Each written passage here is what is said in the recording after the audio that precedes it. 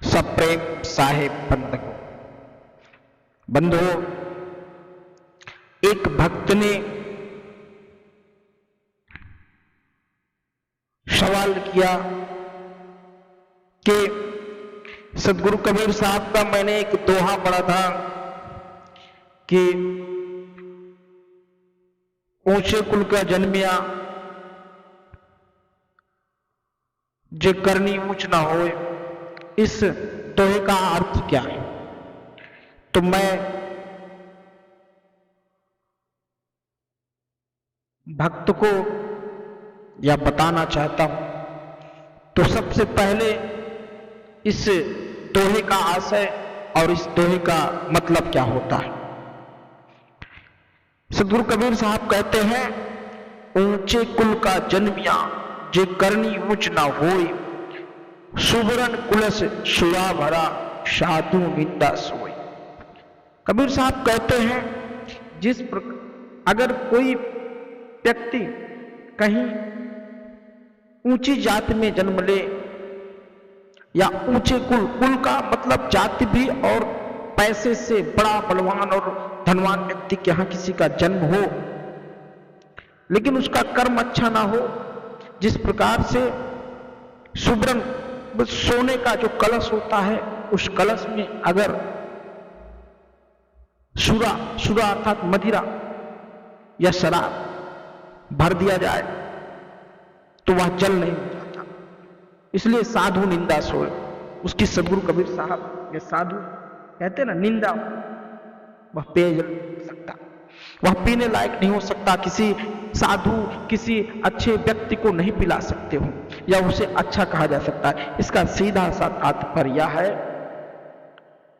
कि अगर कोई व्यक्ति ऊंचे कुल में जन्म ले ले, उसके कर्म अच्छे ना हो, तो उसे ऊंचा नहीं कहा जा सकता।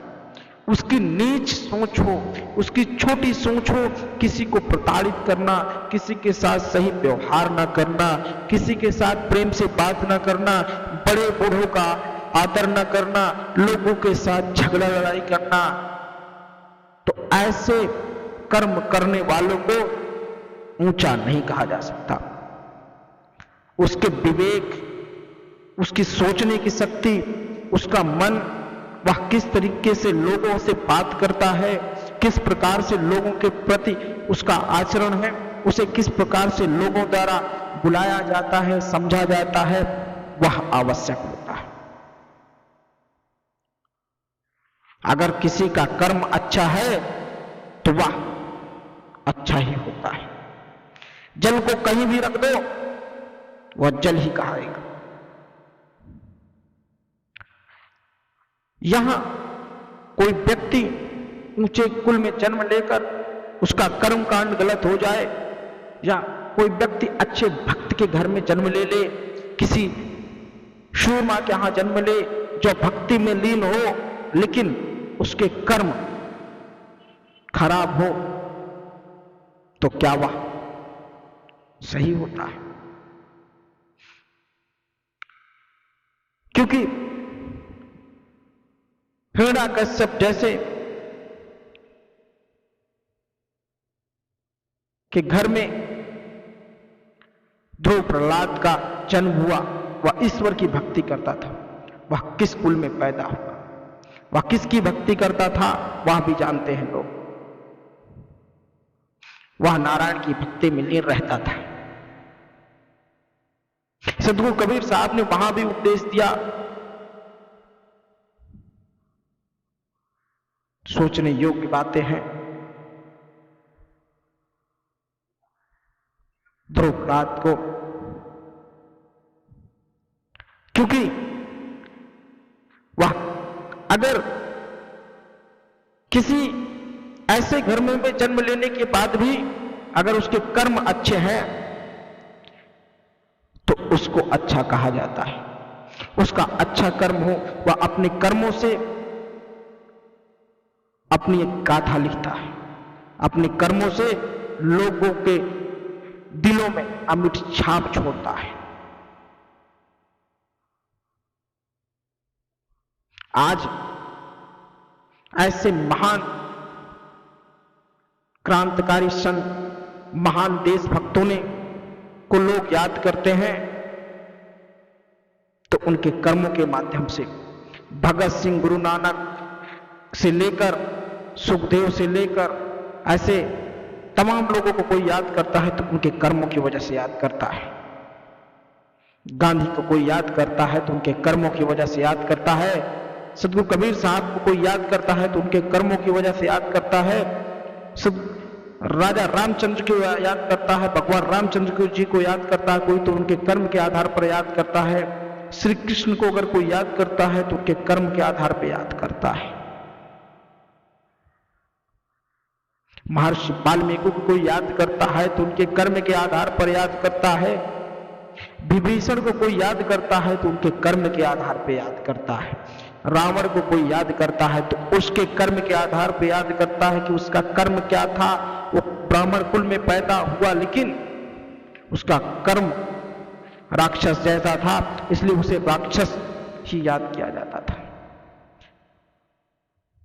वह महाज्ञानी पंडित था लेकिन उसका कर्म जो था वह कर्म ऐसा था।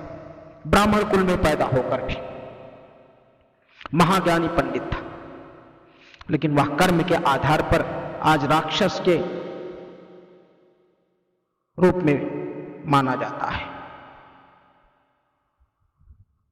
इसलिए मनुष्य को अपने कर्म को, अपनी बातों पर, अपनी वाणियों पर संयम रखना चाहिए। अपने आचार और विचार में सदा गंभीरता रखनी चाहिए। सदगुरु कबीर साहब कहते हैं, ऐसी वाणी बोलिए मन का आपा खोए, औरत को शीतल करे आपहु शीतल। कबीर साहब ने अपने दोहे में अपने शब्दों को ऐसा पिरोया जिससे समझने की आवश्यकता बहुत है। लगते हैं बड़े सरल दोहे हैं लेकिन उसके अंदर आत्मीयता छुपी हुई है, आत्म का आधार छुपा हुआ है। मानव उसे अगर समझ ले तो वह सभी देश भूल जाता है और भूल जाएगा, जब मैं गारंटी से कह सकता हूं। सदगुरु कबीर साहब की सिर्फ एक ही साखी इंसान को बदलने के लिए बहुत है। से कहा साहब ने कि ऐसी वाणी बोलिए मन का आपा खोए। ऐसी वाणी बोलिए ना महाराज जिससे अपना मन भी शांत रहे, औरत को शीतल करे। अगर आपकी बातों से किसी को शीतलता मिलती है, किसी को अच्छा अनुभूति का प्राप्त होता है, किसी को सुखी जीवन उससे मिलता है, आपसे झगड़ा नहीं होता है, तो आपको बदले में यही देगा। लेकिन अगर आपकी वाणी गलत होगी, आपकी भाषा गलत होगी, तो आपसे हो सकता है किसी, आप शहर में रहते हो या गांव में रहते हैं लेकिन आपकी वाणी गलत है तो लोग आपसे झगड़ा भी करेंगे, लड़ाई भी करेंगे। लेकिन आपकी वाणी में मधुरता है, किसी भी व्यक्ति से एक गिलास पानी मांगो और उसे विनम्रता से मांगो, बड़े चाव से आपको पानी पिलाने का काम करेगा वह। और वही पानी किसी से ऐसे अबे तबे करके बात करोगे, वह पानी देने की जगह हो सकता है आपके ऊपर लट गिर जाए या कुछ बातें निकल जाए उससे, लेकिन आपको पानी नहीं मिलेगा। आपने मांगा तो पानी ही, लेकिन बात करने का तरीका दोनों अलग है। जिस वाणी में मधुरता होगी, जिस वाणी में मिठास होगी, उससे आपकी प्राप्ति होगी। इसलिए बंधुओं, यह सोचना आवश्यक होता है कि उसके कर्म क्या है। इसलिए सतगुरु कबीर साहब ने कहा है, ऊंचे कुल का जन्मया करनी ऊंची ना होवे। तो कर्म के आधार पर ही लोगों को पूजा जाता है, लोगों को जाना जाता है, लोगों को पहचाना जाता है। कर्म जैसा करेगा वैसा उसके साथ लोग व्यवहार करेंगे। साहे बंदगी।